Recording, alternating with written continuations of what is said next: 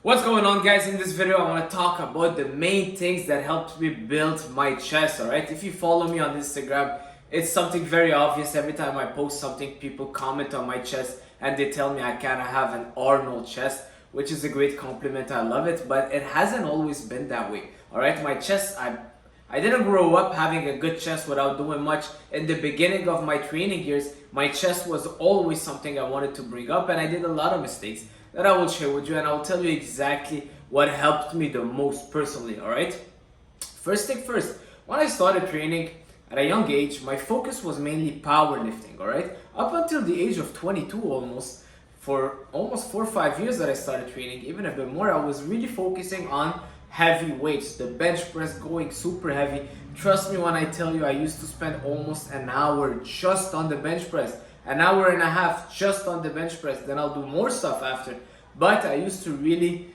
focus a lot on the bench press and going heavy. All right, I was training for lifting heavy weights. My goal is doing heavier. I reach almost 325 pounds or 330 pounds on the bench press for 1 to 2 reps. That was the most I've ever benched. After that, I injured my shoulder, long story, but I kind of had a very good bench that most people my age weren't doing as much. All right, so I was really pushing heavy weights, but my chest was not growing. All right, all my focus was going to the gym, doing that 1 rep max PR, 2 rep max, putting the plates on and impressing everyone at the gym.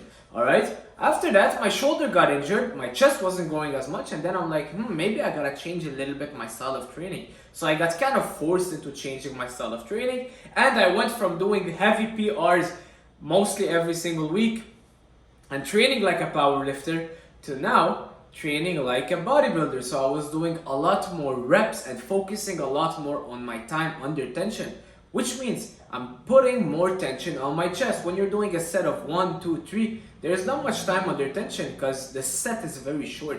Even if you're using a lot of weight, the set is still short. All right. Now, on the other hand, what I started doing is I started lowering the weight, but taking my time on the way down. Taking my time, every single rep, squeezing at the top, doing more reps, lowering the weight, and increasing my time under tension, which means the negative part of the motion, controlling every single rep. So that's the first thing I started doing. I started seeing some nice growth on my chest. I'm like, that's weird. I'm not lifting as heavy, but my chest is so pumped after each set, and my chest is starting to grow more and more.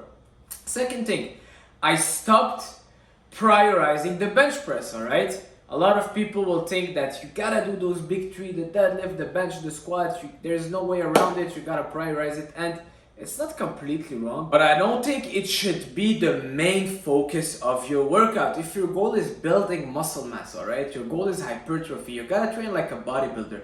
Power lifters, they will always focus on those big 3 lifts, but as a bodybuilder, you gotta go with the movement that feels good for you. All right, if you don't feel your bench press well in your chest and you're feeling more your shoulders and your triceps, well, you can't grow a muscle that you're not feeling. All right, to a certain limit, you'll start plateauing there on the muscle growth. All right, you might get stronger, but you might not see muscle results, and that's why I started adjusting to the exercises that I felt better. So I switched my barbell bench press to kind of more dumbbell incline presses because that's where I was feeling it the most. All right, I started incorporating more machines, as crazy as it sounds. All right, I used to think like, no, avoid machines completely and you really need to do that bench press, but for me, what worked best and what felt the best for my chest, more dumbbell incline presses and machines. All right, I still did the bench press, but 3-4 sets instead of spending hours there. Now, third thing that I started doing, which is so important, and I can't stress it enough, if your goal is building muscle mass, all right, is pre-exhaustion. All right, I started using the pre-exhaustion method. So I was pre-exhausting my chest before doing the presses. I saw Phil Heath doing that method during one of his training plans. I incorporated that. Game changer, which means before doing my presses, I was fatiguing my chest with flies. And now every single chest workout, I start by doing cable flies. Because what this does, it activates your chest, sorry, activates your chest. So now, when you're going on your bench press, instead of not feeling your chest as well, your chest is already activated from doing all the flies movement before. You get to your pressing movement and there's already blood in that area and you're feeling your chest a lot better. Number 2, prevents injuries. All right, get blood in the tendons, prevents injuries, because now instead of, I see so many people, they just got to the gym and they put one plate each side on the bench and they start benching. That's not the way you do it. So it prevents injuries, but most importantly, all right, it fatigues your chest muscle fibers. So now you're already fatigued. So when you're benching, you don't need to go as heavy, all right, to get the same sensation that you would with heavier weight, all right. For example, I can bench press easily 225 pounds. I'm just giving an example, 225 pounds for 10 reps, all right? But now, let's say I pre-exhausted my chest with 4 or 5 sets of flies before starting, or some push-ups, just anything that works my chest. So my chest is already pre-exhausted, it's already fatigued. Now I go on the bench press, there's already that pump going on my chest, already blood in there, and I'm just doing, I don't know, 200 or 175 pounds for 8 reps, which is getting me to failure, as the same as the failure that I would have gotten with 225 for 8, but now I can get it with 175 with less weight, but I'm feeling my chest working as well. My chest is already tired. I'm working more muscle fibers because my muscle fibers are already fatigued. So now that I'm pressing, I need less weight to get more recruitments on my chest, all right? So that's a game changer for me, because now I don't need to go heavy anymore. I'm lowering the risk of injury, and with lower weight, I'm feeling my chest is burning and I'm getting to failure without having to use heavier weight. So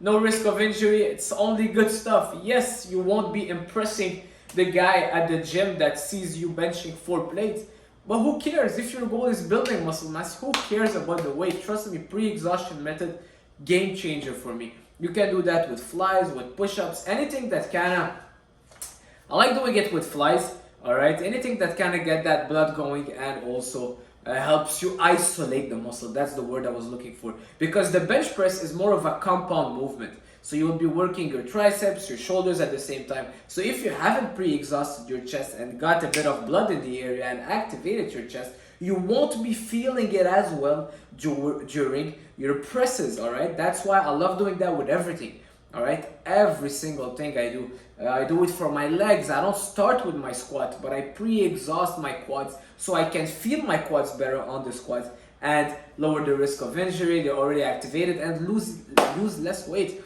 all right? So those are 3 things that I started doing. Trust me, game changer. First of all, stop going super heavy. All right, it's useless. You're just risking injuries if your goal is building muscle.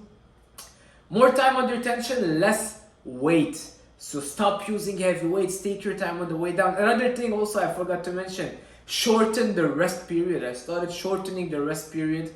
All right, there's a 4th tip that I will talk about it after. So I started shortening the rest period. Also, that's part of the 2nd tip, lowering the weight, more time under tension, and shortening the rest tip. Number 3, pre-exhaustion. And now number 4, very important thing that I started including is I started doing a lot of supersets, all right? But not supersetting with everything, but supersetting with push-ups, all right? Why I love push-ups? Because first of all, it's a body weight exercise. You can do it anywhere, whether you're on a chest machine or a pec deck or you're doing your bench press. Well, you can just jump on the floor 5 centimeters next to you and do some push-ups, all right? Second thing, push-ups are not stressful on your nervous system because it's a body weight exercise. It's not too stressful on the nervous system, and if you fail, you can go easily to failure on push-ups, and if you fail, you just fall on the floor. No big deal, all right? The risk of injury is pretty low. Number 3, push-ups, one of the best exercises for your chest, all right? So I started using push-ups